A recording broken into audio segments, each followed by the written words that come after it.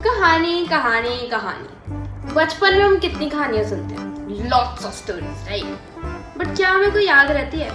नहीं, हम भूल जाते हैं सारी। बट कुछ कहानियां ऐसी होती हैं जो हमारे दिमाग में कहीं परमानेंटली सेव हो जाती है, हार्ड डिस्क में कहीं, राइट। आज मैं आपके साथ एक कहानी शेयर करना चाहूंगी या फिर आपको कुछ चीजें इमेजिन करवाऊंगी एंड एक कहानी का applause एक्सपेक्ट करते हुए I want you all to just like this video, subscribe to my channel if you haven't and comment कि आपको कैसा लगा and अगर आपने मेरे साथ इमेजिन किया and if you liked this or not, okay? अपने फ्रेंड्स के साथ शेयर करना मत भूलना, ठीक है? फैमिली के साथ भी कर सकते हो, सारे फैमिली ग्रुप्स में शेयर कर दो, शेयर, ओके? चालू करें? Let's begin. कहानी हमारी यहाँ से चालू होती है। हम सारे फैमिली मेंबर्स जो हैं एक ट्रिप पे जा रहे थे, एक फोर्ट में जा रहे थे, एक पुराना काइंड ऑफ किला होता है ना, वैसे। हम उस रास्ते पे पहली बार जा रहे थे, कभी उस रास्ते पे गए नहीं थे आज तक, बट हमने उस चीज़ पे इतना ध्यान नहीं दिया।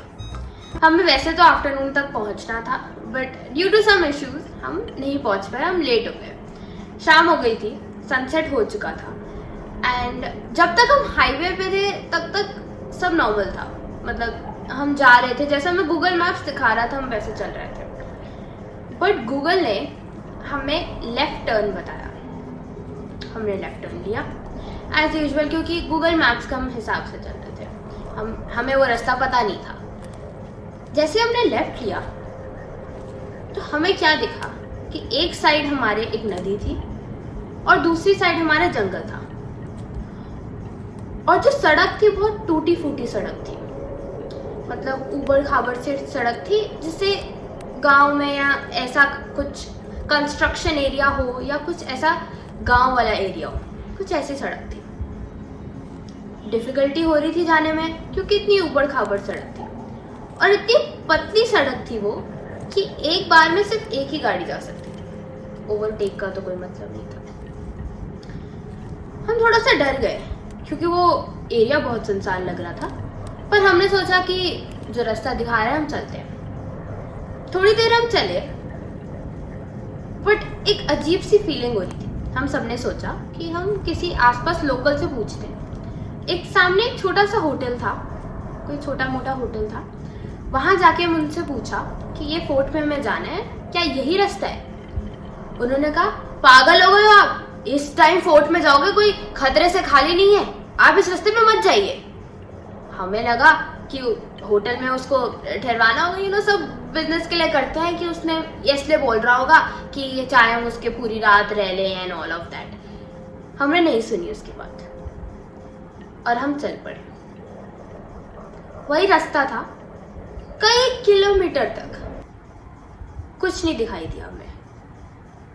चलते गए हम, फिर सामने एक पुलिस वाला आया, अचानक से कहीं से आया और उसने बोला कि यहाँ मत जाइए, यहाँ जाना रिस्की है, इट्स नॉट सेफ रात के टाइम, और वो चला गया। होटल वाले ने भी बोला और पुलिस वाले ने भी बोला। अब हमें थोड़ा डर लग रहा था। हमने सोचा कि हम फोर्ट वालों को फोन करते हैं, पूछते हैं कि भाई ऐसा ऐसा क्यों कह रहे हैं लोग। तो हमने फोर्ट फोन किया, उन्होंने को बोला कि ऐसे ऐसे हमें पुलिस वाला मिला और ये होटल से बात हुई, वो कह रहे हैं कि रिस्की है रास्ता, और हमें भी रास्ता बहुत डेंजरस सा लग रहा है, बहुत सुनसान रास्ता लग रहा है। तो उन्होंने बोला फोर्ट के मैनेजर ने कि नहीं सब ठीक है मैम, रिस्क की कोई बात नहीं है, आप उसी रास्ते पे आती जाइए। हमें लगा फोर्ट वालों ने बोला है, तो हमने उनकी बात मान ली। हम चलते गए, कितने घंटों तक वही रास्ता था। बहुत स्ट्रेंज बात थी, हम बहुत डर गए थे।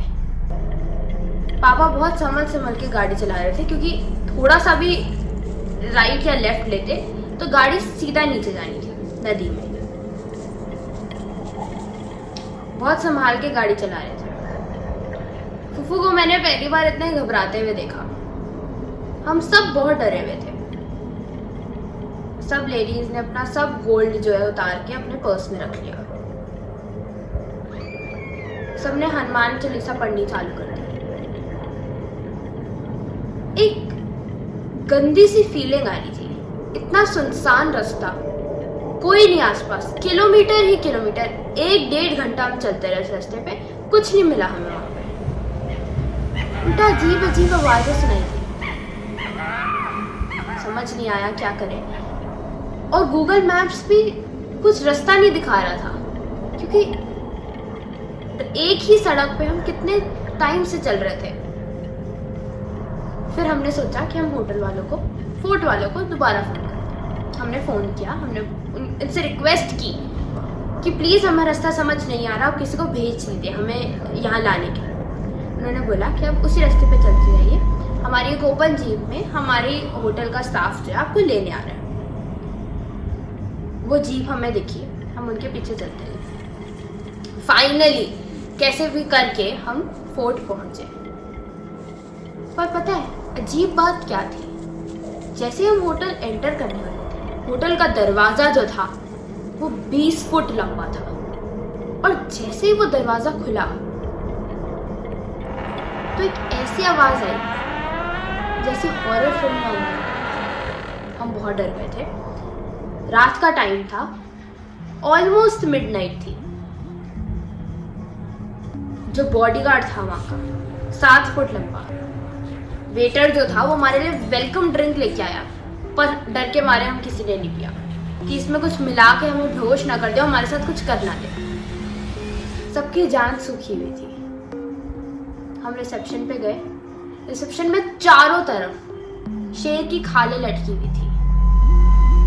ऐसा लग रहा था जैसे हम कोई हॉरर सीन को एक्ट कर रहे हैं।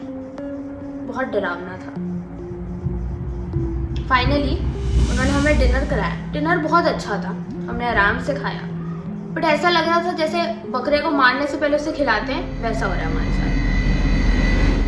डिनर करके फाइनली हम अब अपने कमरे में गए। सोने की कोशिश कर रहे थे पर कोई सो नहीं पा रहा था। करीब 12:30 बजे लाइट चली गई। हमें लगा अब तो हम गए, ये हमारी आखिरी रात है, अब कुछ तो होने वाला है यहाँ पे। हम सारे एक ही कमरे में आ गए। सब बहुत डरे हुए थे। पापा और फूफू ने हिम्मत की, वो जाके रिसेप्शन पे पूछ सके। वो गए रिसेप्शन पे, पर रिसेप्शन सुनसान, कुछ नहीं था वहाँ पे, कोई लोग नहीं थे। इवन हमारा जो मैनेजर था उस फोर्ट का, वो भी नहीं था, वो बाहर गए देखने। वो बॉडीगार्ड्स भी नहीं थे, वेटर्स कोई नहीं था। पूरा किला सुनसान था। जैसे ही पापा और फूफू वापसी आ रहे थे, उन्हें एक कुआं दिखा। जैसे ही वो उसके पास गए, वहां कुछ अजीब आवाजें सुनाई दी, जैसे कोई किसी को मार रहा हो। वो डर के मारे वहां से भाग के वापसी आ गए। हम सारे कमरे में बैठे हुए थे। सब हनुमान चालीसा पढ़ रहे थे। सब बहुत डरे हुए थे। समझ नहीं आ रहा था अब क्या करें। जैसे तैसे करके डरते डरते हम उस रात सोए। सुबह जब उठे,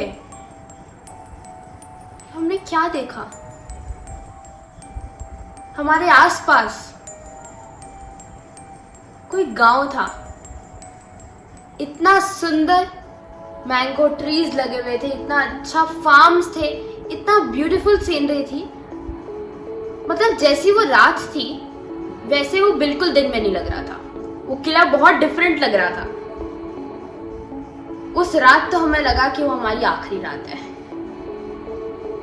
इवन अभी भी हमारी हिम्मत नहीं होती हम उस किले में दोबारा जाएं।